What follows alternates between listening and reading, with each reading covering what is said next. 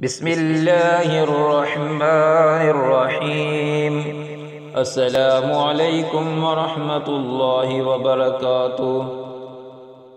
حضرت ابو ہریرہ رضی اللہ عنہ سے روایت ہے کہ رسول اللہ صلی اللہ علیہ وسلم نے فرمایا، جب کسی میت کو قبر میں دفن کر دیا جاتا ہے تو اس کے پاس کالے اور نیلے آنکھوں والے دو فرشتے آتے ہیں، جن میں سے ایک کو منکر اور دوسرے کو نکیر کہا جاتا ہے۔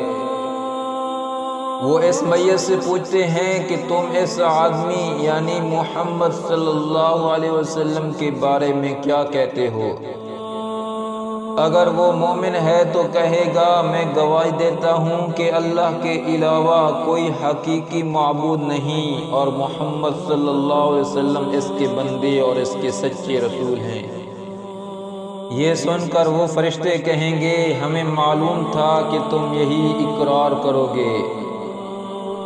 پھر اس کی قبر 70 ہاتھ لمبائی اور 70 ہاتھ چوڑائی میں کشادہ کر دی جاتی ہے۔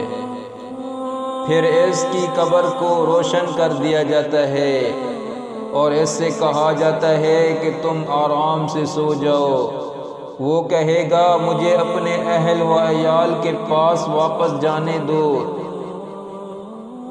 تاکہ میں انہیں اپنے بارے میں یہ حالات بتا سکوں۔ فرشتے کہیں گے، تم اس دلہن کی طرح سو جاؤ جسے صرف محبوب شوہر ہی جگا سکتا ہے۔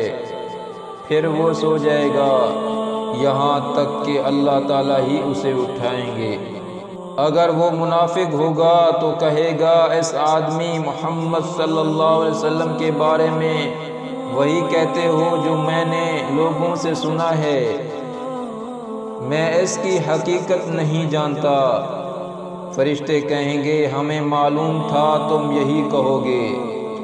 اس کے بعد زمین کو سکڑ جانے کا حکم دیا جائے گا تو اس کی قبر اس قدر سکڑ جائے گی کہ اس کی دائیں پسلی بائیں کی طرف اور بائیں پسلی دائیں طرف نکل آئے گی، اور اس طرح وہ ہمیشہ عذاب میں مبتلا رہے گا یہاں تک کہ اللہ تعالیٰ اس کی اسی جگہ سے اٹھائیں گے۔